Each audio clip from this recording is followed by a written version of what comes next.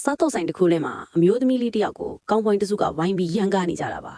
ဒါကိုအနားမှာထိုင်နေတဲ့လူကြီးလူကောင်တယောက်ကမကြည့်ရနိုင်တော့ပဲသူ့ကိုအေးအေးဆေးဆေးနေခွင့်ပေးလိုက်ပါလို့တီတီငင်ငင်ပဲတတိပေးလိုက်ပါတယ်ဒါပေမဲ့ဒီကောင်းပွိုင်းတွေကတော့လူမားနေကြပုံပဲသူတို့တွေကခေါင်းဆောင်ဖစ်ဟန်တူတဲ့တယောက်ကအေဂျင့်ကူပါစီရှောက်လာပြီးတနက်နဲ့အနီးကပ်ချင်းချောက်ပါတော့တယ်အဲ့ဒီကောင်ကနေအခုချက်ချင်းဖယ်စမ်းတဲ့